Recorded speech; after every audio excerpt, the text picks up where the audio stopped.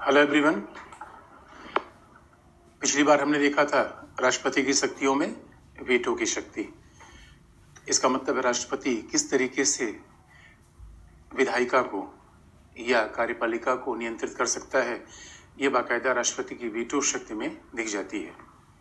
इसके अलावा अगर आप देखोगे तो राष्ट्रपति के फिर और भी कुछ शक्तियां हैं और खास तौर पर उसमें कार्यपालिकी शक्ति का बड़ा महत्व है। अब जरा देखें, एक तो हमने देखा राष्ट्रपति की वीटो की शक्ति, विधायी शक्ति। अब जरा हम देखें कि राष्ट्रपति की कार्यपालिकी शक्तियां।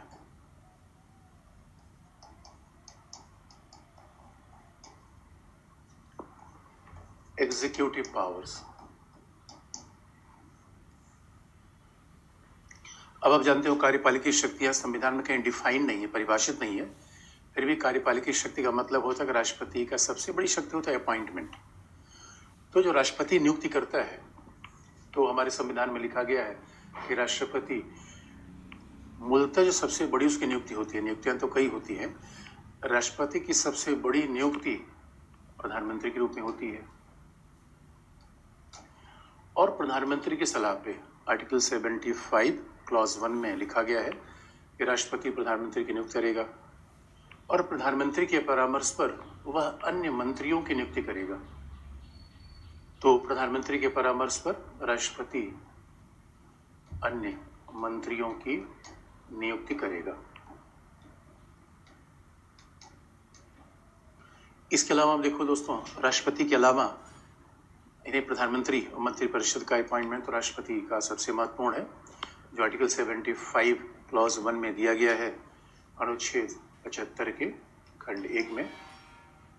तो राष्ट्रपति प्रधानमंत्री की नियुक्ति करेगा। लेकिन आप देखो दोस्तों, संसदीय शासन की परंपरा देखो। जिस संविधान में केवल इसलिए जब तक परंपरा नहीं देखोगे तब तक तो कई बार आर्टिकल पढ़ने से बात नहीं बनती। अब संविधान में लिखा गया है कि राष्ट्रपति प्रधानमंत्री की नियुक्ति करेगा, लेकिन सवाल ये प्रधानमंत्री कौन होगा, इस बात का जवाब संविधान नहीं देता। इसका ये मतलब तो नहीं होगा कि राष्ट्रपति हमें ही प्रधानमंत्री बना दे। तो कई बार संविधान जहां साइलेंट हो जाता है वहां परंपराओं को देखने की आवश्यकता है। राष्ट्रपति प्रधानमंत्री की नियुक्ति करेगा, लेकिन आपको ध्यान रखने की है कि वही व्यक्ति प्रधानमंत्री बनेगा जिसे लोकसभा का विश्वास प्राप्त हो। बात ध्यान देने की है, लोकसभा का सदस्य हो जरूरी नहीं है, लोकसभा का विश्वास प्राप्त हो। और हमारे यहाँ तो मनमोहन सिंह राज्यसभा से थे, देवी गौड़ा राज्यसभा से थे। तो कहा भी जाता है कि नरसिंह राव जब प्रधानमंत्री के रूप में नियुक्त हो गए, वो किसी सदन के सदस्य थे ही नहीं। तो हमारे यहाँ राष्ट्रपति भी बिना किसी प्रधानमंत्री बिना किसी सदन का सदस्य हुए भी वो प्रधानमंत्री के रूप में नियुक्त हो सकता है। फिर आप पूछोगे कि दोस्तों आखिर में प्रधानमंत्री कहाँ से आना चाहिए। देखो, इंग्लैंड की परंपरा ये है कि जो प्रधानमंत्री होता है वो हमेशा कॉमन सभा का ही मेंबर होता है। ये हमारे यहाँ परंपरा नहीं है। हमारे यहाँ प्रधानमंत्री राज्यसभा से हुआ है, लेकिन आप देखो लोकतंत्र की परंपरा को देखोगे, प्रधानमंत्री राज्यसभा से नहीं बल्कि लोकसभा से होना चाहिए। क्यों? क्योंकि समूचा मंत्रिपरिषद लोकसभा के प्रति उत्तरदायी होता है। समूचा मंत्रिपरिषद लोकसभा के प्रति उत्तरदायी होता है, तो स्वाभाविक तौर पर प्रधानमंत्री लोकसभा से होना चाहिए। लोकसभा जनता का सदन है। क्योंकि देखोगे जब प्रधानमंत्री लोकसभा का नहीं होता तो हमेशा कमजोर रहा है। और हमारे यहाँ ऐसा भी हुआ है। अब आप देखो, कई बार ऐसा होता है प्रधानमंत्री की नियुक्ति में कई बार राष्ट्रपति की विवेक का प्रयोग हो जाता है। मैं इस बात को फिर ध्यान से आपको याद दिला रहा हूँ, संविधान राष्ट्रपति के किसी विवेकाधीन शक्ति की बात नहीं करता। बात याद रखना बच्चों, हमारा संविधान ही नहीं बताता राष्ट्रपति की शक्तियां विवेकाधीन होगी। व्यवहार में कई बार राष्ट्रपति अपने विवेक का प्रयोग कर सकता है, और खास तौर पर इसी कंडीशन में। अब देखो, आज की डेट में तो मोदी को, बीजेपी को 300 से ज्यादा सीट मिल गई और इलेक्शन ही मोदी के नाम पर हुआ। तो यहाँ तो राष्ट्रपति का कोई विवेक नहीं चलता कि प्रधानमंत्री किसको बनाए। लेकिन 96 में ऐसा मामला आया था। 96 में ऐसा हुआ कि अब किसी भी दल को बहुमत नहीं मिल पाया, और वो चुनाव इसलिए बड़ा महत्वपूर्ण था, भारतीय जनता पार्टी सबसे बड़ी दल के रूप में आ गई, लेकिन उसके पास बहुमत नहीं था। और संयोग की बात थी कि उस समय प्रधानमंत्री किसको नियुक्त किया जाए, इसमें बड़ी मारामारी हुई। और राष्ट्रपति ने हमारे यहाँ अटल बिहारी वाजपेयी को प्रधानमंत्री के रूप में नियुक्त कर दिया। बीजेपी सबसे बड़ा दल था, शंकर दयाल शर्मा राष्ट्रपति थे, अटल बिहारी वाजपेयी को प्रधानमंत्री बना दिया। लेकिन वो लोकसभा में अपना विश्वास सिद्ध नहीं कर पाए, लिहाजा 13 दिन बाद त्यागपत्र दे दिया। तो ये राष्ट्रपति का विवेक की शक्ति है। ये देखो, विवेक अपनी संवैधानिक मर्यादाओं के अंतर्गत ही पालन करता है, क्योंकि संविधान केवल ये लिख रहा है, अनुच्छेद 75 क्लॉज 1 कह रहा है कि राष्ट्रपति प्रधानमंत्री की नियुक्ति करेगा। तो इसका ये मतलब न माना जाए कि राष्ट्रपति आम व्यक्ति की नियुक्ति कर देगा, ऐसा न कहा जाए, क्योंकि राष्ट्रपति ने और एक बार और भी एग्जाम्पल है, और सबसे दिलचस्प एग्जाम्पल तब आता है जब नीलम संजीव रेड्डी राष्ट्रपति थे। उस समय मोरारजी भाई देसाई प्रधानमंत्री, तो संयोग से मोरारजी देसाई के खिलाफ अविश्वास प्रस्ताव आ गया और त्यागपत्र दे दिया उन्होंने। उसके बाद चौधरी चरण सिंह मोरारजी भाई देसाई के पास गए, बड़े सीनियर नेता थे। चौधरी चरण सिंह ने कहा कि मोरारजी भाई, मैं लोकसभा में अपना, चौधरी चरण सिंह ने राष्ट्रपति नीलम संजीव रेड्डी से कहा, जो आंध्रा के थे, तो नीलम संजीव रेड्डी से कहा, और वहां पे आंध्रा गौरव में खास बात है, नाम के आगे लोग मां का नाम लगा लेते हैं, थे नीलम संजीव रेड्डी। तो उन्होंने राष्ट्रपति को आश्वासन दिया कि भाई हम तो बहुमत सिद्ध कर देंगे, हमें आप प्रधानमंत्री बना दीजिए। तो नीलम संजीव रेड्डी ने क्या किया, चौधरी चरण सिंह को प्रधानमंत्री बना दिया। लेकिन दोस्तों, हकीकत की बात यह है कि 2 महीने बाद राष्ट्रपति ने कहा, भाई सदन में जाके विश्वास वगैरह सिद्ध तो कर दो। तो चौधरी साहब ने कहा, विश्वास हो तब तो सिद्ध कर दें। और ये बात जैसे पता चली, जगजीवन राम पहुंच गए। जगजीवन राम ने कहा, रेड्डी साहब एक मौका हमें भी दो। चौधरी चरण सिंह ने बहुमत सिद्ध नहीं कर पाया, लेकिन मैं सिद्ध कर दूंगा। लेकिन नीलम संजीव रेड्डी ने ये अधिकार चौधरी चरण सिंह के बाद जगजीवन राम को नहीं दिया, क्योंकि उसके बाद नीलम संजीव रेड्डी ने कहा कि अब आप चौधरी चरण सिंह जी, आप ही प्रधानमंत्री के रूप में तब तक बने रहिए जब तक अगला चुनाव नहीं हो जाता, क्योंकि हमारी मंत्रिपरिषद तो हमेशा होनी चाहिए। और याद रखो, जो निर्वाचन की तिथि की घोषणा के बाद जो प्रधानमंत्री हो, मंत्रिपरिषद हो, उसी को तो कहते हैं काम चलाऊ सरकार, केयर टेकर गवर्नमेंट। काम चलाऊ सरकार का मतलब ऐसी सरकार जो कोई विधि का निर्माण नहीं करेगी, ऐसी सरकार जो पॉलिसी नहीं बनाएगी। काम चलाऊ सरकार का मतलब होता है ऐसी सरकार जो प्रतिदिन के प्रशासन का संचालन करेगी, क्योंकि दोस्तों, सरकार बदलने के साथ रेल नहीं बंद होगी, सरकार बदलने के साथ जहाज बंद थोड़ी होंगे। तो जहाज का संचालन, रेल का संचालन, ये भी करना तो सरकार काम है। तो इसे कहते काम चलाऊ सरकार, यानी कोई नई संविधान बनेगा, न कोई नई नीति बनेगी, बल्कि काम क्या होगा, रोज रोज के प्रशासनिक कामों का संचालन सरकार करेगी। इसे ही कहते हैं काम चलाऊ सरकार, केयर टेकर गवर्नमेंट। अब जरा देखो, अब इसका मतलब ये प्रधानमंत्री की सबसे बड़ी शक्ति है कि राष्ट्रपति प्रधानमंत्री की नियुक्ति करेगा, मंत्रियों को नियुक्ति करेगा। लेकिन आपको ध्यान दिला दें, प्रधानमंत्री राष्ट्रपति के प्रसाद पर्यंत काम नहीं करता, मंत्री राष्ट्रपति के प्रसाद पर्यंत काम करते हैं। प्रधानमंत्री को हटा सकती है लोकसभा, मंत्री को हटा सकती है राष्ट्रपति। लेकिन आपको यह भी याद दिला दे कि मंत्री, उसके अलावा अन्य, जैसे कि हमारे यहाँ राज्यपाल की नियुक्ति राष्ट्रपति करता है, महान्यायवादी की नियुक्ति, अटॉर्नी जनरल, महान्यायवादी का मतलब सरकारी वकील, जो कोर्ट में सरकारी मामलों यानी राज्य सरकार के मामलों को देखता है, उसे हम महान्यायवादी कहते हैं, अटॉर्नी जनरल। ये राष्ट्रपति के द्वारा नियुक्त होते हैं और राष्ट्रपति के प्रसाद पर्यंत तक अपना पद धारण करते हैं, till the pleasure of the president. ये राष्ट्रपति के अंतर्गत अपना, राष्ट्रपति के द्वारा नियुक्त होते हैं, राष्ट्रपति के प्रसाद पर्यंत या प्लेजर तक अपना पद धारण करते हैं। बस इसमें प्रधानमंत्री अपवाद है, क्योंकि प्रधानमंत्री लोकसभा की मर्जी पर होता है। इसका मतलब राष्ट्रपति की नियुक्तियां भी कई किस्म की हैं। तो पहली श्रेणी में नियुक्ति ये है, और इसलिए कहा भी जाता है राष्ट्रपति कार्यपालिका शक्ति है। उसमें थोड़ी सीमित मामले हैं, क्योंकि अब महान्यायवादी कौन बनेगा, राज्यपाल कौन बनेगा, उसमें तो प्रेसिडेंट के सिग्नेचर ज़्यादा होते हैं। लेकिन दोस्तों, कई बार अब देखोगे राष्ट्रपति बड़ा कई बार पावरफुल दिखेगा। आप जानते हो केंद्रीय विश्वविद्यालय की वीसी, इसकी नियुक्ति तो राष्ट्रपति करता है, और सरकार केंद्रीय विश्वविद्यालय के वाइस चांसलर की नियुक्ति के लिए राष्ट्रपति के पास 3 नाम भेजती है, और राष्ट्रपति के पास इतना अधिकार है कि 3 नाम में से एक नाम को स्वीकार करे या चौथा नाम को लिखकर उसको टिक कर सकता है। तो काश मेरा भी राष्ट्रपति के साथ कोई परिचय होता। राष्ट्रपति को ऐसा हल्के में नहीं लेना दोस्तों। अरे अमृत उद्यान में घूमना तो राष्ट्रपति काम ही है। राष्ट्रपति कई बार बड़ी अपनी शक्तियों का प्रयोग कर देता है।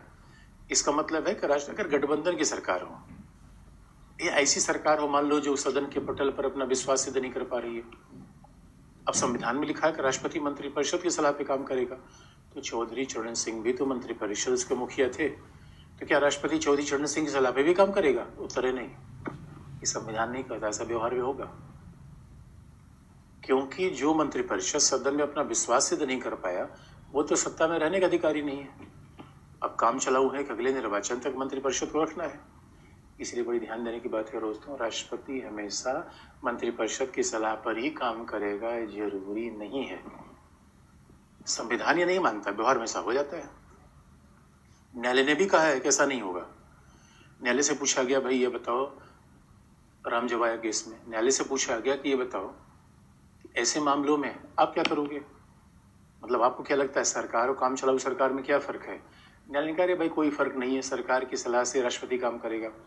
अच्छा, काम चलाऊ सरकार का मतलब होता है ऐसी सरकार, हमने पहले बता दिया, जो प्रतिदिन के निर्णय ले रही है वो काम चलाऊ सरकार है। रेल चल रहा है, ट्रेन चल रहा है, लेकिन आप कहो कोई एक्ट बनेगा नहीं, कोई नई पॉलिसी बनेगी नहीं। काम चलाऊ सरकार शिक्षा नीति नहीं बना सकती, काम चलाऊ सरकार नया संविधान संशोधन नहीं ला सकती। काम चलाऊ है, इसका मतलब है आप बने रहिए अगले लोकसभा चुनाव थे। इसीलिए कई बार देखते हैं राष्ट्रपति अपनी शक्ति का प्रयोग कर लेता है यदि गठबंधन सरकार है तो। दूसरा देखेंगे राष्ट्रपति और क्या काम करता है, और कौन सी नियुक्तियां हैं।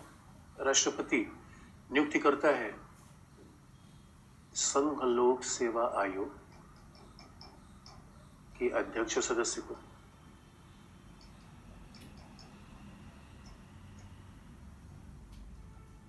संघ लोक सेवा आयोग के अध्यक्ष और सदस्य की नियुक्ति भी राष्ट्रपति करता है। इतना ही नहीं, वो तो स्वाभाविक रूप से राष्ट्रपति कुछ ऐसी संस्थाओं का भी नियुक्ति करता है जो संविधान में नहीं है। जो संविधान में नहीं वो संविधानेतर है। तो जैसे कि आप देखेंगे कि मानव अधिकार आयोग के अध्यक्ष, भाई ये तो संविधान में नहीं है, मानव अधिकार आयोग के अध्यक्ष और सदस्य।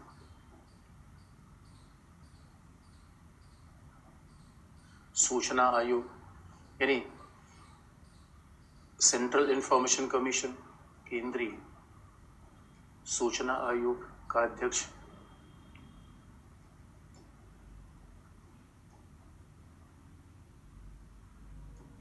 केंद्रीय सूचना आयोग के अध्यक्ष और सदस्य भी, केंद्रीय सूचना आयोग के अध्यक्ष और सदस्य की नियुक्ति भी कौन करेगा? राष्ट्रपति। इनकी भी नियुक्ति राष्ट्रपति करेगा। इसलिए आप देखोगे कि हमारे यहाँ जो ये सदस्य की नियुक्ति राष्ट्रपति करता है, इनको राष्ट्रपति नियुक्त करता है, लेकिन राष्ट्रपति के प्रसाद पर इनका काम नहीं करते। इनको पद से तभी हटाया जाएगा जब उच्चतम न्यायालय की अनुशंसा हो। अब आप देख सकते हो, इसका मतलब हमारे संविधान में सभी प्रकार के पद का महत्व एक जैसा नहीं है। ये क्या करते हैं? राष्ट्रपति के प्रसाद पर्यंत तक। प्रसाद पर्यंत का मतलब है जिन्हें अपने पद से हटाने के लिए कोई कारण बताना ना हो, जिन्हें अपने पद से हटाने के लिए संविधान में कोई आधार ना हो। लेकिन इन्हें अपने पद से राष्ट्रपति तभी हटा सकता है जब उच्चतम न्यायालय की अनुशंसा हो। और आप याद रखने दोस्तों, उच्चतम न्यायालय की अनुशंसा की बात की गई है। इसका मतलब है उच्चतम न्यायालय एक तटस्थ संस्था है, निष्पक्ष संस्था है। और उच्चतम न्यायालय कोई पार्टी का ऑर्गेनाइजेशन तो है नहीं, पार्टी की संस्था तो है नहीं। इसलिए कहा गया उच्चतम न्यायालय की अनुशंसा यहाँ पर ली जाएगी। ये उच्चतम न्यायालय की अनुशंसा ली जाएगी और उच्चतम न्यायालय की अनुशंसा के बाद इसे पद से हटाया जाएगा। उच्चतम न्यायालय की अनुशंसा के बाद इसे पद से हटाया जाएगा।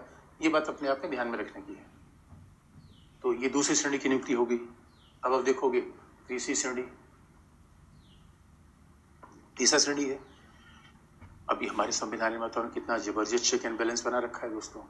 इसे कहा भी जाता है यही तो नियंत्रण संतुलन।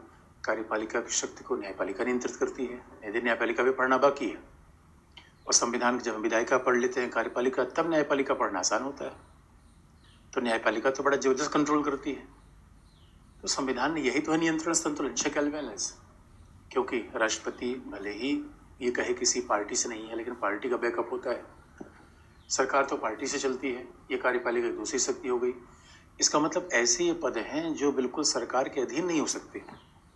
भाई प्रसाद पर्यंत वाले वो पद हैं सरकार के अधीन काम करते हैं, लेकिन ये पद है भाई संघ लोक सेवा आयोग। अब देखो दोस्तों, संघ लोक सेवक सरकार के अधीन हो जाएगा तो तब तो फिर भर्तियां निष्पक्ष नहीं होंगी। और हमारे यहाँ का और भी प्रावधान है, राज्य लोक सेवा आयोग, बात तो ध्यान सुनने की है ऑब्जेक्टिव एग्जाम के लिए, राज्य लोक सेवा आयोग के अध्यक्ष और सदस्य की नियुक्ति राज्यपाल करता है। राज्यपाल करता है, यानी यूपी में, बिहार में, कर्नाटक में जो राज्य लोक सेवा आयोग अध्यक्ष होगा उसका नियुक्ति करेगा राज्यपाल, हटाएगा राष्ट्रपति। बड़ा इंटरेस्टिंग पार्ट है। और राष्ट्रपति तभी हटाएगा जब उच्चतम न्यायालय का ऐसी अनुशंसा हो। और उच्चतम न्यायालय की अनुशंसा का मतलब उच्चतम न्यायालय कोई जांच करेगा, क्योंकि ये संस्थाएं ऐसी हैं जो सरकार से थोड़ा स्वायत्त रूप में काम करती हैं। सरकार के अधीन रहेंगे तो फिर भर्ती सही नहीं हो पाएगी, सरकार के अधीन रहेंगे भर्ती सही नहीं हो पाएगी। लेकिन हमारे यहाँ तीसरे प्रकार के राष्ट्रपति की नियुक्ति है जो अलग किस्म की है। राष्ट्रपति की तीसरे प्रकार की नियुक्ति है, अलग किस्म की है। वो कौन सी है? उच्चतम न्यायालय के न्यायाधीश।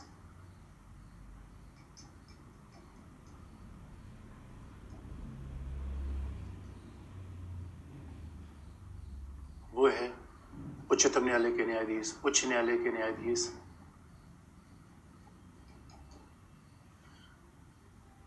उच्च न्यायालय के न्यायाधीश, नियंत्रक और महालेखा परीक्षक।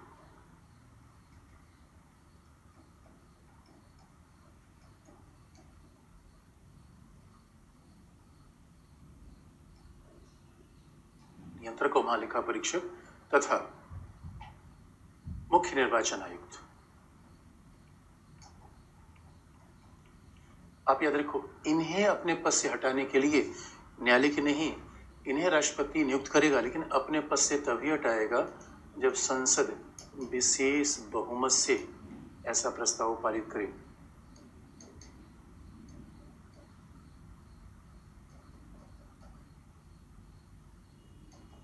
जब संसद विशेष बहुमत से ऐसा प्रस्ताव पारित करे तभी उसे हटाया जाएगा। ये बात बड़ी ध्यान देने की है कि संसद विशेष बहुमत से ऐसा प्रस्ताव पारित करे तभी उसे हटाया जाएगा। अब विशेष बहुमत का मतलब है सदन की कुल सदस्य संख्या का बहुमत और उपस्थित मत देने वालों का 2/3। ये विशेष बहुमत की आवश्यकता है कि सदन की कुल सदस्य संख्या का बहुमत, उपस्थित और मत देने वालों को 2/3। इस विशेष बहुमत से जरा सोच के देखो, विधायिका कार्यपालिका पर यहाँ नियंत्रण है। बात ध्यान रखने के, संसद काम हमने पढ़े थे तो संसद का ये काम नहीं पढ़ा था वहां पे, क्योंकि हमें पता था कि बताना है। इन्हें संसद राष्ट्रपति को भी हटा सकती है, संसद न्यायाधीश, क्योंकि इसका मतलब है संसद के द्वारा किसी को हटाना मतलब आम जनता के द्वारा हटाना। और आम जनता किसी क्यों हटा रही है? क्योंकि वो अपने संवैधानिक दायित्वों का पालन नहीं कर रहा है। अच्छा, ये संस्थाएं ऐसी हैं, बात को याद रखने के दोस्तों, यूपीएससी काम सरकार के विरोध में काम नहीं करना है, सरकार से स्वायत्त रूप में काम करना है। आपने कभी नहीं देखा होगा यूपीएससी सरकार के विरोध में कोई बात कहे, उसका काम ये नहीं है। लेकिन बहुत ध्यान रखने की बात है, ये संस्थाएं सरकार के विरोध में बात बोलती भी हैं, क्योंकि सरकार की विधियां खराब है, विरोध बोलना पड़ेगा। सीएजी काम है, न्यायालय काम है, निर्वाचन आयोग काम है। अगर सरकार के साथ चलने लगेंगे फिर तो लोकतंत्र का ढांचा ढह जाएगा। तो हमारे संविधान निर्माताओं ने क्या जबरदस्त चेक एंड बैलेंस बना रखे हैं। राष्ट्रपति अगर विधायिका पर चेक करता है तो विधायिका राष्ट्रपति को, संसद भी तो राष्ट्रपति को चेक करती थी। ये राष्ट्रपति कार्यपालिका शक्तियां हैं। उसके अलावा दोस्तों, पूरी दुनिया में जो भारत के राजदूत हैं उनकी नियुक्ति कौन करता है? राष्ट्रपति। और ये भी ध्यान देने की बात है, राष्ट्रपति की जो 2 नियुक्तियां होती है, जब राष्ट्रपति इनको नियुक्त कर देता है, जब पूरी दुनिया में कोई राजदूत हमारे यहाँ आता है तो राष्ट्रपति के सामने अपना परिचय पत्र लेकर आता है। परिचय पत्र का मतलब राष्ट्रपति के साथ एक मुलाकात करता है और बताता है कि भाई देखो, मैं इस देश का राजदूत हूँ। राष्ट्रपति की बड़ी शक्तियां हैं। और दोस्तों, ये भी आपको बताने की बात है कि जब राष्ट्रपति किसी को नियुक्त करता है तो उसकी नियुक्ति 2 प्रकार की होती है। एक नियुक्ति पत्र राष्ट्रपति का स्वयं हस्ताक्षर होता है। उसका राष्ट्रपति का जहां पे हस्ताक्षर होता है उसे कहते हैं warrant and seal, appointment with warrant and seal. ये अपॉइंटमेंट है, वारंट और सील के द्वारा अपॉइंटमेंट होगा। यहाँ राष्ट्रपति स्वयं हस्ताक्षर करेगा। इसका मतलब है उच्चतम न्यायालय के न्यायाधीश, सीएजी, राज्यपाल, यानी यहाँ पे उच्चतम न्यायालय के न्यायाधीश, राज्यपाल, नियंत्रक महालेखा परीक्षक या सीएजी। नियंत्रक महालेखा परीक्षक का मतलब होता है controller and auditor general, CAG. तो इनकी नियुक्ति कौन करता है? इनकी नियुक्ति कौन करेगा? स्वाभाविक रूप में राष्ट्रपति, लेकिन राष्ट्रपति का बाकायदा इस पे सिग्नेचर होगा, राष्ट्रपति इस पे सिग्नेचर करेंगे तभी बात बनेगी। इसका सीधा सा मतलब है कि राष्ट्र और बाकी नियुक्तियों पर क्या होगा? भारत सरकार का सचिव हस्ताक्षर करता है और राष्ट्रपति के नाम पे भारत सरकार का सचिव हस्ताक्षर करेगा।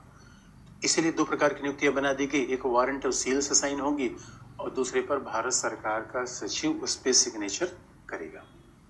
भारत सरकार का सचिव उस पर हस्ताक्षर करेगा, जिसपे राष्ट्रपति स्वयं हस्तलिखित हस्ताक्षर नहीं करता। ये मामला किसका है? राष्ट्रपति की कार्यपालिका नियुक्ति से संबंधित विषय है। यह राष्ट्रपति कार्यपालिका नियुक्ति का मामला। यानी विधायी शक्ति हमने देख लिया, कार्यपालिका शक्ति देख लिया, अब जरा न्यायिक शक्ति देख ले। ये तो इसी क्रम से हम आगे बढ़ते हैं। इसे दोस्तों कभी अगर ये पूछा जाए राष्ट्रपति कार्यपालिका शक्ति क्या है, बिल्कुल स्पष्ट है। राष्ट्रपति विधायी शक्ति क्या है, स्पष्ट है। यदि इतने सरल सरल प्रश्न मेंस एग्जाम में नहीं आएंगे बच्चों, ये याद रखना। ऑब्जेक्टिव एग्जाम के लिए आपको मेंस एग्जाम में हमेशा अप्लाइड सवाल पूछा जाता है। अप्लाइड का मतलब ये नहीं कि कार्यपालिका विधायी न्यायिक शक्ति बताओ। अप्लाइड पूछा जाएगा क्या राष्ट्रपति रबर स्टैंप है? बिहार पीसीएस में मेंस में सवाल आया था कि राष्ट्रपति घर के दादा के समान है, वो बच्ची अगर उपद्रवी हो जाए तो दादा जैसे संभाल नहीं पाएंगे। इसका सीधा सा मतलब है कि राष्ट्रपति संवैधानिक प्रधान है। प्रधानमंत्री मंत्रिपरिषद घर के बच्चे हैं और राष्ट्रपति कौन है? दादा है। तो दोनों के बीच में झगड़ा हो जाएगा तो मामला नहीं बनेगा। चेक एंड बैलेंस होता रहना चाहिए। दादा बच्चों को चेक करें और बच्चे, अब ये नहीं कि दादा बच्चों को काम ही नहीं करने दें। अब दादा को लग गया कि बच्चों को काम में अड़ंगा डालें तो भी दादा को हटा दिया जाएगा, लेकिन बच्चों को लग जाए कि दादा की जरूरत ही नहीं है तो ही बात ठीक नहीं है। मैंने तो पता चला कि जो फिल्म नहीं देखना वही फिल्म देख रहे हैं। तो ये बड़ा संतुलन, बारीक संतुलन रखा है कि कोई जो बड़ा बुजुर्ग होता है दोस्तों, बड़ा बुजुर्ग बच्चों को इसलिए सलाह देता है कि जो गलतियां हमने की वो आने वाली पीढ़ी ना करे। अच्छा, कई बार बड़े बुजुर्ग जब हमारे कामों में, टीचर है, बड़ा बुजुर्ग जब हस्तक्षेप करता है तो बच्चे नाराज होते हैं। बच्चे कहते हैं आजादी, ये तो क्योंकि बापू सेहत के लिए हानिकारक है। तो दोस्तों सेहत के लिए हानिकारक नहीं है, वो बापू आपको देखना है तो वहां देखना चाहता है जहां वो खुद नहीं पहुंच पाया, इसलिए वो लगातार साथ में रहता है। और एक बड़े फिलोसफर अरिस्टोटल ने कहा था कि what is most difficult in life, living with master. यानी गुरु के साथ रहना, शिक्षक के साथ रहना बड़ा डिफिकल्ट है, क्योंकि वो टोका टाकी करता रहता है, ऐसे करो वैसे करो। कुल मिला के बैलेंस है कि दादा जी को चाहिए कि बच्चों को काम करने दे। इसे अब द्रौपदी मुर्मू को कहेंगे कि ये पॉलिसी क्यों बनी, ये विधि क्यों बना लिया, यहाँ यात्रा क्यों कर रहे हो, तो भैया मंत्रिपरिषद कैसे काम करेगा? लेकिन मंत्रिपरिषद ये सोचे कि दादा की जरूरत ही नहीं है, न कोई आए न कोई पूछेगा, न हम ही कानून बनाए हम ही हस्ताक्षर कर ले, तो मामला नहीं। तो बड़ा संतुलन स्थापित किया गया। क्या जबरदस्त संतुलन है। क्योंकि कई बार ऐसा होता है कि जो निर्वाचित होता है वो तो गड़बड़ा भी जाता है, जनता की भावना के नाम पे संविधान को फाड़ के फेंक दे। इसे कहा भी जाता है कि इंदिरा गांधी ने जब इमरजेंसी लगा दिया तो फखरुद्दीन अली अहमद को हस्ताक्षर करने में उनकी कलम कांप गई थी और 12 बजे रात आपातकाल लगाया। तो इंदिरा गांधी ने, फखरुद्दीन अली अहमद तत्कालीन राष्ट्रपति ने इंदिरा गांधी से ही पूछा, मैडम कि आपने मंत्रियों से सलाह ली है? तो इंदिरा गांधी ने पलटते हुए कहा कि आप ये मुझसे पूछेंगे? अब फखरुद्दीन अली अहमद संकोच में पड़ गए। उन्होंने कहा कि मैडम नाराज मत होइए। कहा मैं नाराज हो गई, आपको ये उम्मीद नहीं थी कि आप ये सवाल पूछेंगे। दोस्तों पॉलिटिक्स में चल जाता है, तो घर में दादा भी चाहिए, बच्चे भी चाहिए। अब अगर ऐसा हो जाए कि दादा हर बात पे चिल्लाते रहेंगे तो बच्चे उठा के फेंक ही देंगे। तो अब जरा अगला देखें, न्यायिक कार्य। अब राष्ट्रपति कार्य क्या है? न्यायिक।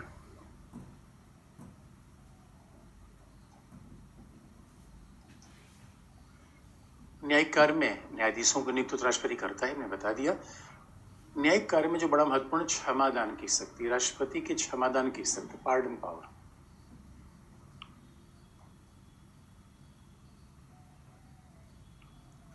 तो दोस्तों देखो, मानव होने का मतलब क्षमा करना होता है। आजकल कई बार लोग बड़े आक्रामक हो जाते हैं, क्योंकि बच्चों याद रखना, गलती करना मानवीय स्वभाव है, जो गलती नहीं करता वो ईश्वर है। और हकीकत की बात यह है, कई बार दूसरों की गलती पर हम बड़े हावी हो जाते हैं, ऐसा लगता है कि हमने कभी गलती की ही नहीं। इसीलिए बड़ी इंटरेस्टिंग ये बात है कि अकबर और बीरबल के एक किस्से की बड़ी इंटरेस्टिंग बात आई। एक बार अकबर महोदय ने पूछा बीरबल से, और सभा में सब बैठे थे, तो अकबर ने पूछा कि इस हमारे दरबारियों में पहले कोई बताए, क्या किसी ने कभी झूठ बोला है? अब सवाल सारे दरबारी उठ खड़े हुए, उनका नाम महाराज हमने तो झूठ कभी नहीं बोला है। अकबर बड़े खुश हुए, कहा हमारे दरबारी सारे अच्छे हैं। बीरबल नहीं खड़े हुए। अकबर ने पूछा, बीरबल तू ऐसे ही बैठा हुआ है, क्या मतलब तुमने झूठ बोला है क्या? बीरबल ने कहा, हाँ महाराज हमने झूठ बोला है।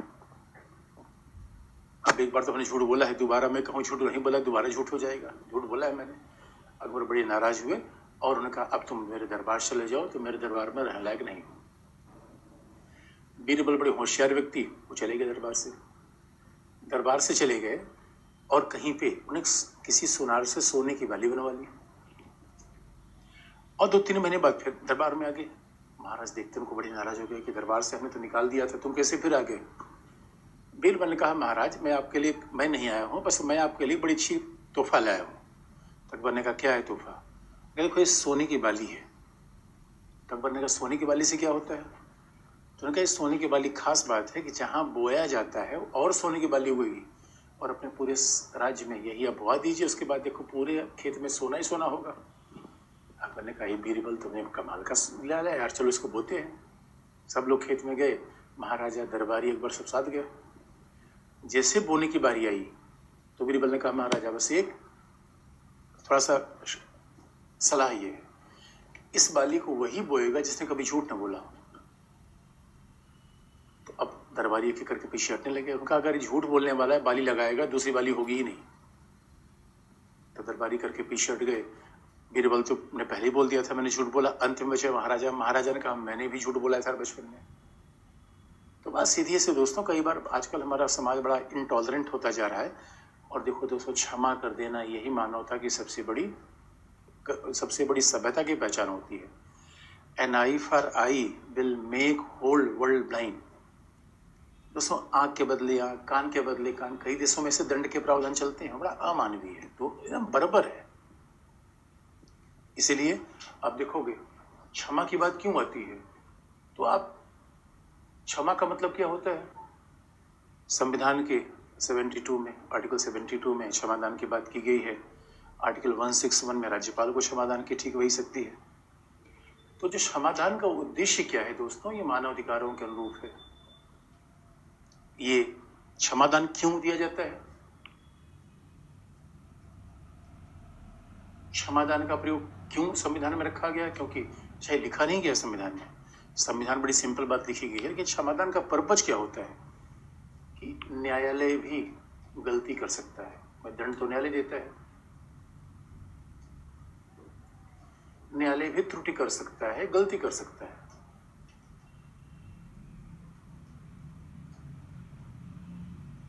न्यायालय त्रुटि कर सकता है, न्यायालय गलती कर सकता है, ये पहली बात है। और दूसरा, न्यायालय ने गलती कर सकता है। दूसरा, दंड आवश्यकता से अधिक हो सकता है।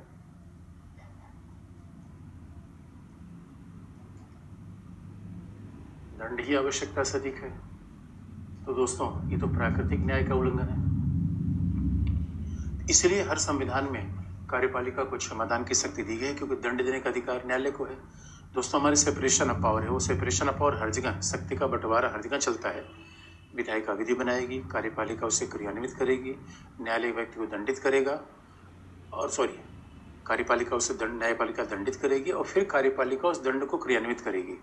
लेकिन जो न्यायपालिका दंडित करती है, उस दंड को क्षमा देने की शक्ति कार्यपालिका के पास है। चेक एंड बैलेंस है। अरे तो एरर इज ह्यूमन है, न्यायाधीश ही हैं, भगवान थोड़े हैं। तो न्यायाधीश भी गलती कर सकते हैं। क्षमादान की बात आती है। अब क्षमादान को भारतीय संविधान देखा जाए तो अनुच्छेद 72 में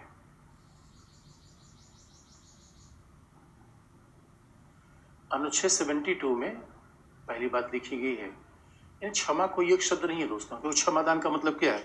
दंड की मात्रा कम कर देना, दंड के स्वरूप बदल देना, ये सब क्षमादान है। क्षमादान कोई एक मतलब नहीं है कि एक ही वस्तुनिष्ठ क्षमा दान के कई प्रकार हैं। इसमें सबसे बड़ा है पार्डन, जिसे क्षमा कहते हैं। उसका मतलब है व्यक्ति को सभी आरोपों से मुक्त कर दिया जाए।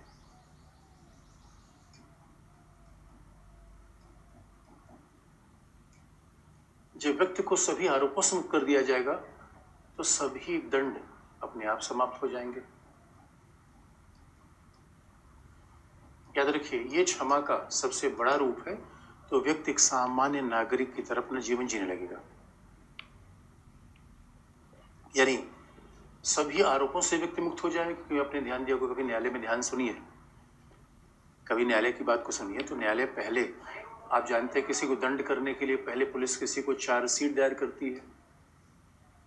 पहले पुलिस चार्जशीट फाइल करेगी, उस चार्जशीट के फाइलिंग के बाद फिर न्यायालय उसको दंडित करता है।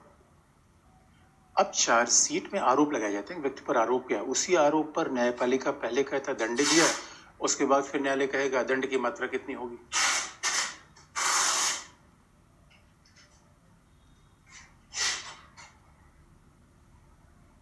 फिर न्यायालय कहेगा दंड कितना दिया जाएगा। तो जब हम क्षमा करते हैं, इसका मतलब है व्यक्ति को सभी आरोपों से हमने मुक्त कर दिया। ये क्षमा है। यानी अब उसके ऊपर कोई आरोप रहा ही नहीं। भाई आरोप है तब तो दंड दिया गया।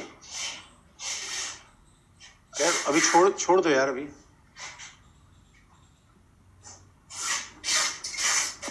तुम क्या कर रहे हो यार? क्लास कर रहे हो यार, तो बड़ा दिक्कत है।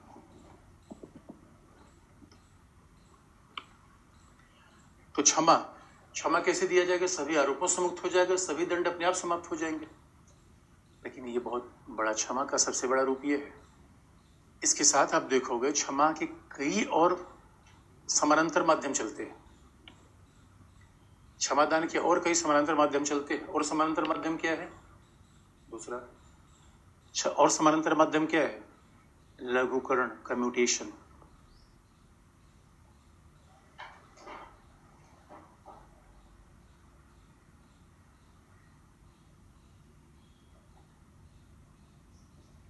लघुकरण या कम्यूटेशन। अब लघुकरण क्या है, कम्यूटेशन क्या है?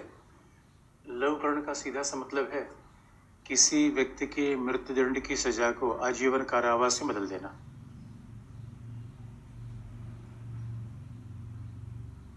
किसी व्यक्ति के मृत्युदंड की सजा को यानी आजीवन कारावास में, तो सजा की मात्रा में गुणात्मक चेंज हो जाता है। कम्यूटेशन, लघुकरण, यानी बात ध्यान में रखने की है। अब आप कहोगे इसे क्षमा का रूप अनेक होता है। ये क्षमा का पहले सबसे बड़ा रूप है, जहां पर किसी मृत्युदंड प्राप्त व्यक्ति को मृत्युदंड क्यों मिलेगा? ये कहा गया है रेयरेस्ट ऑफ द रेयर कोई केस हो उसे मृत्युदंड दिया जाएगा। अब जो अपवादी केस हो, बड़ा जघन्य अपराध हो, उसमें मृत्युदंड दिया जाएगा। तो अब देखोगे इसमें लघुकरण में क्या हो रहा है? व्यक्ति को आरोप से मुक्त नहीं किया जा रहा है और न ही व्यक्ति को पूर्ण रूप में बाहर किया जा रहा है, बल्कि हो क्या रहा है कि सजा को घटा दिया गया। भाई जहाँ मृत्युदंड का मतलब फांसी पर लटका देना, जीवन खत्म कर देना। आजीवन कारावास का मतलब है कि जीवन में जेल में रहना। अच्छा, आजीवन कारावास का तो मतलब होता है जब तक जीवन है तब तक, जब तक मरे आदमी नहीं तब तक। ये सामान्य ऐसा होता है 14 साल के बाद, क्योंकि हकीकत की बात दोस्तों कि व्यक्ति को सजा मिलते मिलते 40-50 साल हो जाता है। उसके बाद 14 साल में 65 साल, 65 साल के बाद किसी व्यक्ति को जेल में रखना, वो जेल की सरकार दोनों के लिए बोझ है। और उसके बाद व्यक्ति खुद ही रियलाइज कर लेता है कि यार गलती हुई। क्योंकि क्षमा देने का उद्देश्य दोस्तों ये नहीं है कि हम किसी व्यक्ति को प्रताड़ित करें, क्योंकि जेल में रहने वाले व्यक्ति के भी जीवन का अधिकार है, मध्यम गरिमा का अधिकार उसका भी है। और सच मान देखो, आज मानवाधिकारों का जमाना है। मानवाधिकार के जमाने में तो ये बात चल रही है। हमारे यहाँ देखो दोस्तों, अभी भी मृत्युदंड देने का बड़ा ही आदिम कालीन तरीका है, हैंग टू डेथ। आप कभी अंडमान में सोलर जेल में जाओ तो फांसी का फंदा बनाया जाता है, उस पर आदमी को लटकाया जाता है। ये सबसे अमानवीय तरीका है। इतना देखो समाज बदल गया, हम चांद पे चले गए, लेकिन डेथ पेनाल्टी का सबसे आदिम कालीन तरीका अभी भी हमने अपना रखा है। इसलिए ये कहा भी जाता है कि इस तरीके से हमें दंड देने के प्रारूप को बदलना चाहिए। हमें ये दंड नहीं देना चाहिए जैसा पश्चिमी देशों में कई बार अपनाया गया है, इंजेक्शन दे देना, गोली मार देना, ये मृत्युदंड के थोड़ा सॉफ्ट तरीके हैं। हमारे यहाँ तो बात की जा रही है भाई दंड को। दोस्तों देखो, जेल ऐसा यातना गृह नहीं होना चाहिए, सुधार गृह होना चाहिए। अरे जेल के बाद जब आदमी बाहर छूटेगा तो समाज में तो आएगा। और हमारे यहाँ तो ये हो जाता है, जेल से आदमी छूटता है तो हिंसक अपराधी बनकर आता है। तो लवकरण का मतलब है मृत्युदंड की सजा को आजीवन कारावास में बदल देना। ये भी अपने आप में एक माफी है। तीसरा है रिमिशन। रिमिशन का मतलब कह लीजिए कि परिहार कह लीजिए या विराम।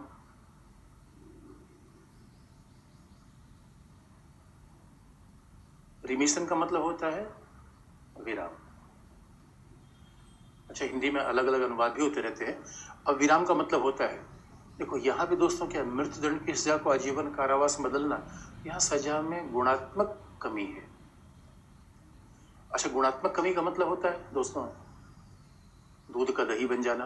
परिवर्तन दो प्रकार का होता है, मात्रात्मक, दूसरा गुणात्मक। अच्छा, व्यक्ति में भी लंबाई बढ़ रही है तो मात्रात्मक परिवर्तन है। लंबाई बढ़ने के साथ साथ दिमाग भी बढ़ रहा है तो गुणात्मक परिवर्तन है। इसे तो लंबाई बढ़ जाए और दिमाग न बढ़े तो पागल आदमी हो जाता है। इसे मात्रात्मक परिवर्तन का मतलब क्या होता है कि किसी को, व्यक्ति को 10 वर्ष की सजा है तो 10 वर्ष की सजा को 5 वर्ष कर देना। ये क्या है, सजा की मात्रा घटाई गई। ये सजा के में परिवर्तन क्या है, मात्रात्मक, क्वांटिटेटिव, मात्रा का परिवर्तन है। इस सजा में क्वांटिटेटिव परिवर्तन है, मात्रा का परिवर्तन है। 10 वर्ष की सजा को हटाकर 5 वर्ष कर दी गई, ये मात्रात्मक है। मृत्युदंड की सजा को हटाकर आजीवन कारावास में बदल दिया गया, ये क्या है, गुणात्मक, क्योंकि सजा कैरेक्टर ही बदल जा रहा है। और तीसरा, ये भी क्षमा का रूप है। क्षमा का पहला सबसे बड़ा रूप है। और आपको बता दें, किसी भी क्षमा के अन्य रूप में व्यक्ति आरोप से मुक्त नहीं होता। वो आरोपी हमेशा रहेगा स्वाभाविक रूप में, उसको क्षमा दे दी गई एक अलग मुद्दा है। अब अगला चौथा कौन सा है,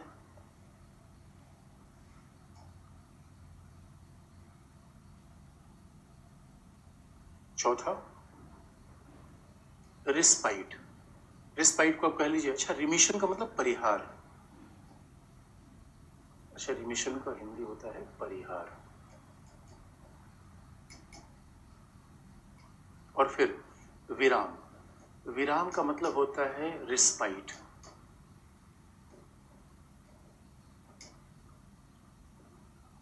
अब रिस्पाइट का मतलब है, ये बातें अनुच्छेद 72 में लिखी गई हैं।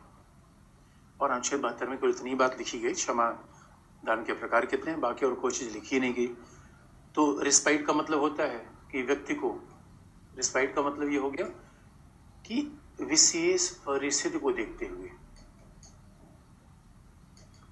बात ध्यान में रखने की है, ये विशेष परिस्थिति केवल विराम में आएगी। अब विशेष परिस्थिति क्या हो सकती है, कोई महिला गर्भवती है। विशेष परिस्थिति क्या हो सकती है, किसी व्यक्ति को कोई असाध्य बीमारी हो गई, कैंसर हो गया, तो भाई हॉस्पिटल में ट्रीटमेंट की सुविधा तो होती नहीं। अब याद रखो दोस्तों, बीमार आदमी को नहीं मारा जाता, दोहरा दंड कैसे दिया जाएगा, अनुच्छेद 20 में लिखा गया दोहरा दंड नहीं होता। अब विशेष परिस्थिति होनी चाहिए, और विशेष अगर परिस्थिति है तो सजा में मात्रात्मक गुणात्मक कोई भी चेंज हो सकता है। इसे कहते हैं रिस्पाइट। सजा को मात्रात्मक रूप में भी काटा जा सकता है और सजा को गुणात्मक रूप में भी काटा जा सकता है, इसे रिस्पाइट का नाम देते हैं।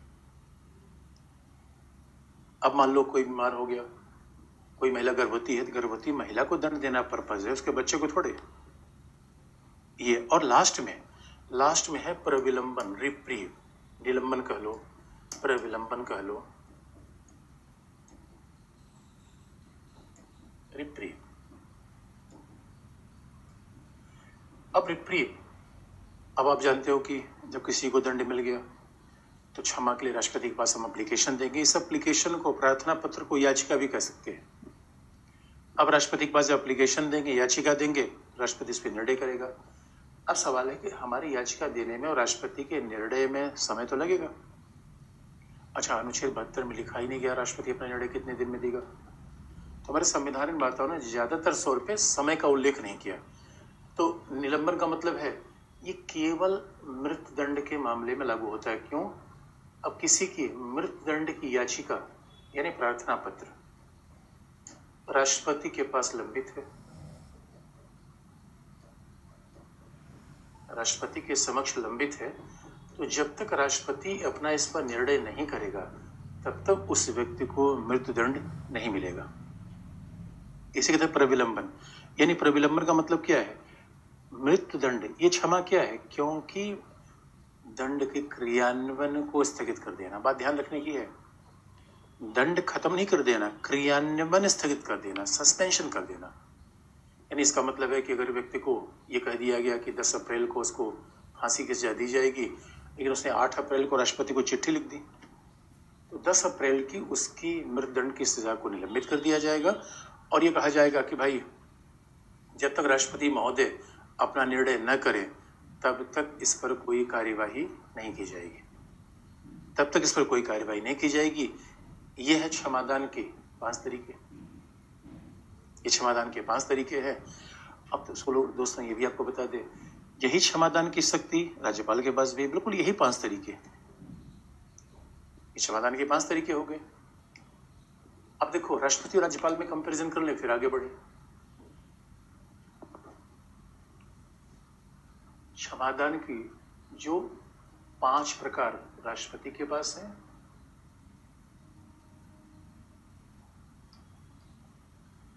वही क्षमादान के 5 प्रकार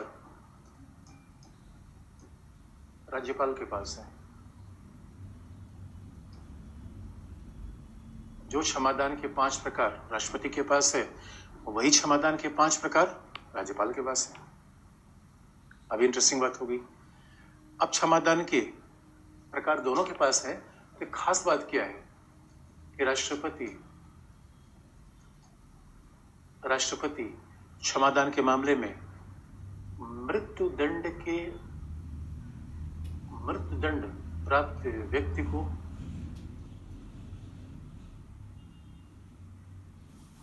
मृत्युदंड प्राप्त व्यक्ति को क्षमा दे सकता है। लेकिन राज्यपाल क्या करेगा? राज्यपाल मृत्युदंड प्राप्त व्यक्ति की क्षमा का लघुकरण कर सकता है, क्षमा नहीं कर सकता। मृत्युदंड प्राप्त व्यक्ति की क्षमा का लघुकरण कर देगा, यानी मृत्युदंड को आजीवन कारावास में बदल देगा। मृत्युदंड प्राप्त व्यक्ति को पूर्णतः क्षमा करने का अधिकार उसको नहीं होगा। और दोस्तों ऐसा इसलिए किया गया है, राष्ट्रपति बड़ा पदाधिकारी, उसके पास कुछ तो बड़ी शक्ति होनी चाहिए। बाकी इसके पीछे ऐसा नहीं कि राष्ट्रपति बड़ा तार्किक निर्णय लेगा, राज्यपाल खराब निर्णय लेगा, ऐसा नहीं होगा। तो ऐसा में नहीं सोचना चाहिए। इससे थोड़ा सा राज्यपाल को यहाँ पे शक्ति कम है। दूसरी बात है कि वह राष्ट्रपति संघ सूची के विषय पर क्षमादान देता है, नहीं तो राष्ट्रीय सुरक्षा। इसका मतलब है कोर्ट मार्शल, हमारे एक न्यायालय है सैन्य न्यायालय, सैन्य न्यायालयों के निर्णय, सैन्य न्यायालयों के दंड को भी राष्ट्रपति क्षमा दे सकता है। राज्यपाल को ऐसी कोई शक्ति नहीं है। अच्छा, सेना का मामला संघ सूची का विषय है, तो सैन्य न्यायालय का मतलब आपने देखा होगा कि एक मेजर जनरल गोगोई थे जम्मू कश्मीर में, तो उनके ऊपर आरोप लगा कि वो होटल में किसी महिला से मिल रहे थे जो सेना की नहीं थी। इसका मतलब है किसी सेनाधिकारी के द्वारा ऐसी महिला से मिलना ये माना जाएगा कि सेना के सुरक्षा का उल्लंघन है। तो कोर्ट मार्शल क्यों चलता है? क्योंकि किसी व्यक्ति ने सेना के अनुशासन के नियमों का उल्लंघन किया। कोर्ट मार्शल अपराध के लिए नहीं चलता, अपराध के लिए तो हमारी सामान्य न्यायालय है। किसी कोर्ट मार्शल इसलिए होता है कि सेना में गया और उसे कह दिया गया कि भाई छुट्टी नहीं मिलेगी, जबरदस्ती भाग गया, ये अनुशासन का उल्लंघन है। बड़े अधिकारी ने आदेश दिया, और आप जानते हो सेना में दोस्तों तो आदेश लिया जाता है, दिया जाता है, बीच में कोई मामला नहीं होता। सेना में तो बस यही है, इतना अनुशासन जबरदस्त रहता है। और अगर कोई आपके घर में रिटायर्ड फौजी होगा, देखो वो सुबह उठ के 4 बजे उठ के एकदम घर खड़ा देता है, और वो तो ऐसा नहीं लगता कह रहा है, तो क्या लगता है ऐसा कमांडिंग कर रहा है, घर में भी कमांडिंग कर रहा है, आदेश दे रहा है। तो राज्यपाल की बात है। अब सवाल है, इतनी बात तो संविधान में लिख दी गई, लेकिन अब सवाल है क्षमादान की प्रक्रिया में कैसे याचिका दी जाएगी, क्षमादान में राष्ट्रपति कैसे काम करेगा, ये सारी बातें संविधान में है नहीं। तो आप जानते हो दोस्तों, जो बात संविधान में नहीं है वो क्लैरिफाई करने के लिए मैं 2 चीजों का सहारा लेना पड़ेगा, या तो संसदीय विधि या न्यायालय के निर्णय। अब जरा देखो, हम व्यवहारिक मुद्दे पर आ जाए। इतनी बात तो संविधान में है, अब हम व्यवहारिक मुद्दे पर कैसे आए? तो व्यवहारिक मुद्दा ये है, क्षमादान से संबंधित जो व्यवहारिक मुद्दे हैं कि पहला,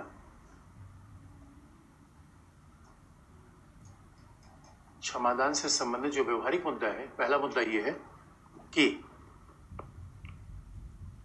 क्षमादान से संबंधित जो व्यवहारिक मुद्दा है, पहला मुद्दा यह है कि राष्ट्रपति को अगर क्षमादान की शक्ति है, राष्ट्रपति को अगर क्षमादान की शक्ति है, तो बात ध्यान में रखने की है कि यह राष्ट्रपति के क्षमादान की शक्ति विवेकाधीन शक्ति है। लेकिन यहां विवेकाधीन का मतलब अलग है, बात ध्यान रखने की है। राष्ट्रपति के क्षमादान की शक्ति विवेकाधीन है, लेकिन राष्ट्रपति यह क्षमादान शक्ति का प्रयोग मंत्रिपरिषद की सलाह से करेगा। यानी कुल मिलाकर ऐसा नहीं कर सकता राष्ट्रपति अपने से क्षमादान का प्रयोग कर ले। और ये 1980 में उच्चतम न्यायालय ने मारूराम वाद में कहा है। मारूराम वाद में ध्यान देने की बात है। अब आप कहोगे सर ये क्या मतलब है, ये दोनों तो विरोधाभासी है। एक बार करो राष्ट्रपति की क्षमादान शक्तियां विवेकाधीन है, सॉरी, फिर आप कह रहे हो कि राष्ट्रपति मंत्रिपरिषद की सलाह से काम करेगा। अरे जब मंत्रिपरिषद की सलाह से काम किया तो उसका विवेक कैसा? लेकिन दोस्तों बात ध्यान रखने की है, यानी ये बात तो तय हो गई कि मंत्रिपरिषद की सलाह के बिना राष्ट्रपति किसी को क्षमादान नहीं दे सकता। इसका मतलब है कि क्षमादान राष्ट्रपति की संवैधानिक शक्ति है, व्यक्तिगत शक्ति नहीं है। दोस्तों देखो, व्यक्तिगत शक्ति अलग होती है। हम 2 मिनट में खुश हो सकते हैं, 2 मिनट में नाराज हो सकते हैं। व्यक्तिगत शक्ति अलग होती है। संवैधानिक का मतलब है जिसका प्रयोग संविधान के प्रावधान से, संविधान की मान्यताओं से होना चाहिए। हमारे खुशी होने से और हमारे नाराज होने से कोई मतलब नहीं होता। तो राष्ट्रपति बहुत हमदर्दी रखें किसी व्यक्ति के, यार तो बड़ा अच्छा आदमी है, फ्री होना चाहिए, लेकिन जघन्य अपराध किया है, तो वहां राष्ट्रपति का व्यक्तिगत राय नहीं मान्यता रखती। और कई बार कहा भी जाता है दोस्तों कि जो संवैधानिक पदों पर बैठते हैं उनकी व्यक्तिगत राय से ज्यादा नियम कानून हावी हो जाते हैं। इसे राष्ट्रपति की व्यक्तिगत शक्ति नहीं है, संवैधानिक शक्ति है। लेकिन तब विवेकाधीन का मतलब क्या होगा? यहाँ विवेकाधीन का मतलब होता है कि राष्ट्रपति का निर्णय न्यायालय के निर्णय से अलग हो सकता है। राष्ट्रपति का निर्णय न्यायालय के निर्णय से पृथक हो सकता है। बस ये बात ध्यान रखने की है। विवेकाधीन का मतलब ये नहीं है कि राष्ट्रपति जो चाहेगा वो कर लेगा। राष्ट्रपति का निर्णय न्यायिक निर्णय से अलग हो सकता है। ये बात बहुत जरूरी है, ये बात बड़ी महत्वपूर्ण है कि राष्ट्रपति का निर्णय न्यायिक निर्णय से अलग हो सकता है। और ये इस तभी अदरवाइज दोस्तों राष्ट्रपति न्यायिक निर्णय के बिल्कुल बराबर, तो क्षमादान का मतलब ही खत्म हो गया। और हकीकत में देखो क्षमादान होता कैसे है। जब कोई व्यक्ति चिट्ठी लिखता है राष्ट्रपति के पास, तो राष्ट्रपति वो चिट्ठी भेज देता है गृह मंत्रालय के पास। गृह मंत्रालय फिर परामर्श लेता है विधि और न्याय मंत्रालय से, और जब विधि न्याय मंत्रालय फिर वापस गृह मंत्रालय को चिट्ठी लिखेगा, तो फिर गृह मंत्रालय बात रिपोर्ट देगा राष्ट्रपति को, और राष्ट्रपति फिर क्षमादान का प्रयोग करेगा। इसे कुल मिला के सारा काम मंत्रालय करते हैं, राष्ट्रपति उस पर सिग्नेचर करता है। इसलिए ये सवाल नहीं होना चाहिए क्या राष्ट्रपति बिना मंत्रिपरिषद की सलाह से क्षमा कर देगा। संवैधानिक स्थिति है ये। अच्छा, दूसरी बात है, अब ठीक है, अगर राष्ट्रपति ही क्षमादान की शक्ति का प्रयोग करेगा, तो इस क्षमादान की समय सीमा का मसला क्या है? क्या कोई समय सीमा है? और जब मंत्रिपरिषद क्षमादान कर रहा है, तो आप जानते हो मंत्रिपरिषद कई बार मामला गड़बड़ा सकता है। अच्छा, हमारे यहाँ तो दोस्तों कई बार व्यक्ति भी इसका मिसयूज कर देते हैं। निर्भया मामले में बड़ा इंटरेस्टिंग मामला आया था। 4 व्यक्तियों को पहली बार ऐसा न्यायालय के सामने मसला फंसा। 4 व्यक्ति को एक ही आरोप में मृत्युदंड दिया गया। अब सवाल है कि 4 व्यक्ति अपनी क्षमा याचिका अलग अलग दें या एक ही साथ दें? तो बड़ा पेचीदा मसला फंसा और चारों ने अपनी क्षमा याचिका अलग अलग दी। इसे लंबा समय लग गया। तो भाई एक ही बार में याचिका का निर्धारण कर दिया जाए, अलग अलग, भाई अलग अलग अभियुक्त है तो याचिका अलग अलग आएगी। कई बार हम उसका मिसयूज कर देते हैं। और ये भी मसला है कि समय सीमा का कोई उल्लेख नहीं है। तो उसमें हुआ क्या, अब देखिए गठबंधन सरकार में खास तौर पर 89 से 2014 तक क्षेत्रीय दल थे, तो अब तमिलनाडु ने कहा कि भाई तमिलों को दंड न दिया जाए, पंजाब लोगों ने कहा इनको दंड न दिया जाए।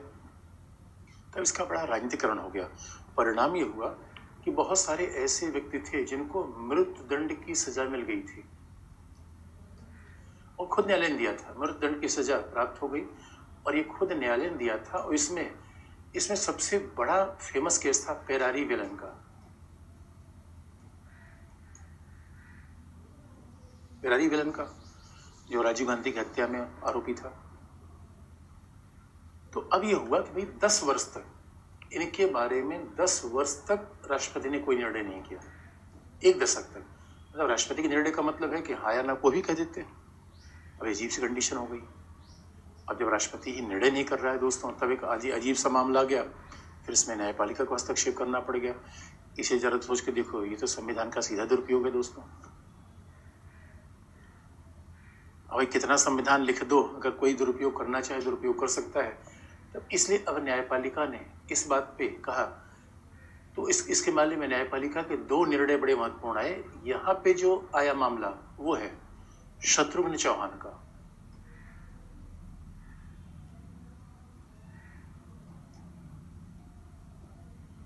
शत्रुघ्न चौहान वाद आया वर्ष 2014 में, जिसने बात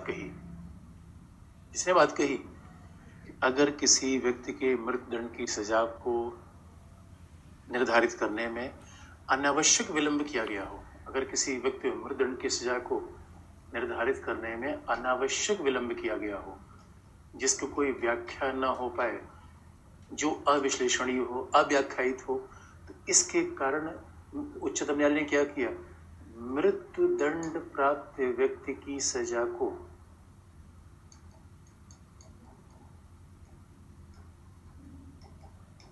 मृत्युदंड प्राप्त व्यक्ति की सजा को लघुकरण करते हुए आजीवन कारावास में बदल दिया।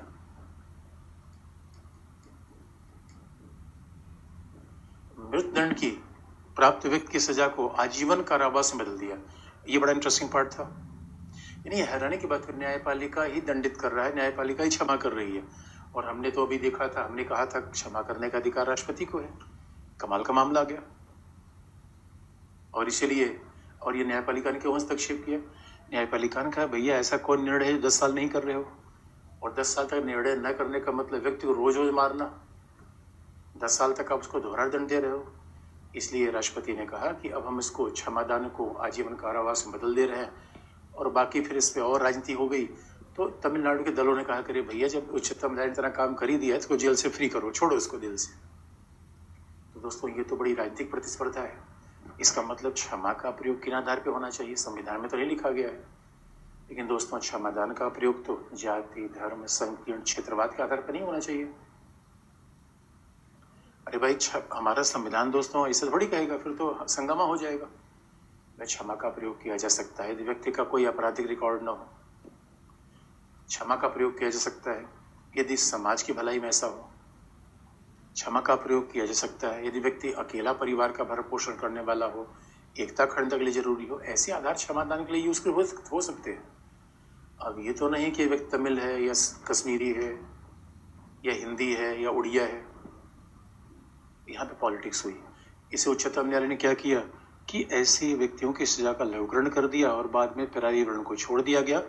तो शत्रुघ्न चौहान ने एक बड़ी इंटरेस्टिंग बात कह दी, उच्चतम न्यायालय ने दंड भी दिया, उच्चतम ने माफ कर दिया। उच्चतम न्यायालय को आना इसलिए पड़ा कि इस कार्यपालिका काम ही नहीं कर रही है। और दोस्तों एक बार खास तौर पे देखेंगे, यहाँ बड़ा पेचीदा मसला है। कई बार सरकार ये कहती है कि न्यायालय काम क्यों करता है, न्यायालय काम क्यों करता है। न्यायालय ने बताओ, इलेक्शन कमीशन के अपॉइंटमेंट का अधिकार न्यायालय को है, न्यायाधीशों का अपॉइंटमेंट न्यायालय करेगी। कई बार सरकार का आरोप होता है कि न्यायालय हमारा काम छीन रही है। यहाँ तो ऐसा दिखता है कि न्यायालय खुद चाहता है, सरकार खुद चाहती है कि न्यायालय ऐसा काम करे। क्यों? आपको सर ये क्यों सरकार चाहेगी? दोस्तों सरकार इसलिए कई बार चाहती है कि सरकार को तो वोट लेना है, वो किसी को नाराज नहीं करना चाहती, और जब न्यायालय कोई बात कहेगा तो न्यायालय तो चुनाव लड़ता नहीं। अब ये बड़ी अजीब सी बात है, चित भी अपनी पट भी अपनी। तुम्हारे यहाँ पॉलिटिशियन कई बार मामला गड़बड़ा देता है, केवल अपने हितों को देखता है। अच्छा, दूसरा मसला, क्या अगर राष्ट्रपति किसी को क्षमादान दे सकता है तो राष्ट्रपति के क्षमादान की याचिका मनमानी हो जाएगी? इस बात को, यानी राष्ट्रपति के क्षमादान का निर्णय, यानी क्षमादान मनमानी होना चाहिए या तार्किक होना चाहिए? अब भाई राष्ट्रपति को क्षमादान दिया गया तो इस बात को एपुरु सुधाकर केस था, 2006 में आया।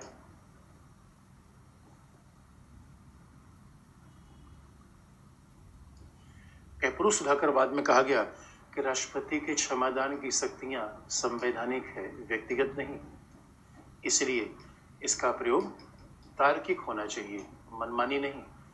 और यदि राष्ट्रपति, इसका मतलब है अगर ये तार्किक नहीं हुआ तो न्यायालय इसका पुनरावलोकन करेगा। तो क्षमादान की शक्ति को न्यायालय पुनरावलोकन करता है।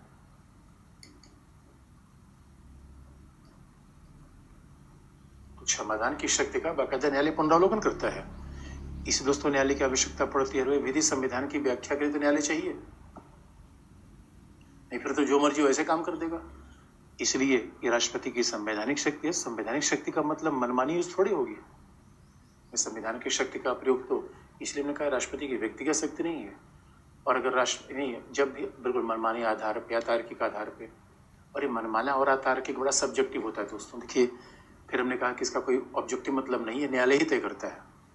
इसलिए आज की डेट में ये बात सरकार को ध्यान में रखना पड़ता है कि किसी व्यक्ति को क्षमादान दिया जा रहा है तो मनमानी रूप में ना हो।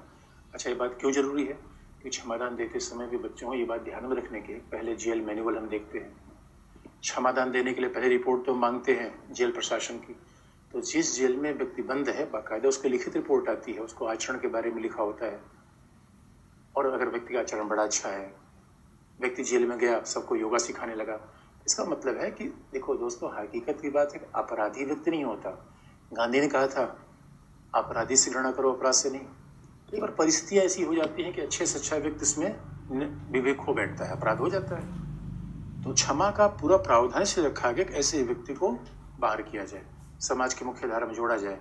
लेकिन इसका ये मतलब नहीं है कि भाई राष्ट्रपति अगर इसका मनमानी प्रयोग करेगा तो अपने दल के लोगों को सबको क्षमा करवा देगा मंत्रिपरिषद, और मंत्रिपरिषद के कार्यकर्ता क्षमादान हो जाए। इसलिए आपने देखा होगा कि गुजरात का भी लेटेस्ट यही, जो सिद्धांत नहीं बदलता दोस्तों, घटनाएं बदल जाती हैं। अभी आपने सुना गुजरात के कुछ लोगों को क्षमादान का कौन से दिया गया, रिमिशन दिया गया, और वो गोधरा सांप्रदायिक दंगे का आरोपी थे। उसमें क्या हुआ, रिमिशन दिया गया उनको। कौन सा क्षमादान भी गुजरात के मामले में दिया गया था, अगर आपको याद होगा तो उन्हें क्या किया गया, मतलब 14 साल की सजा थी तो काट कर उसको 10 साल कर दिया गया।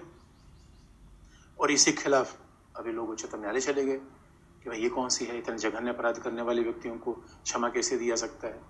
गुजरात, और खासतौर आप जानते हो गुजरात की बात आती है दोस्तों, मोदी सरकार पर हमला करने का बहाना मिल जाता है।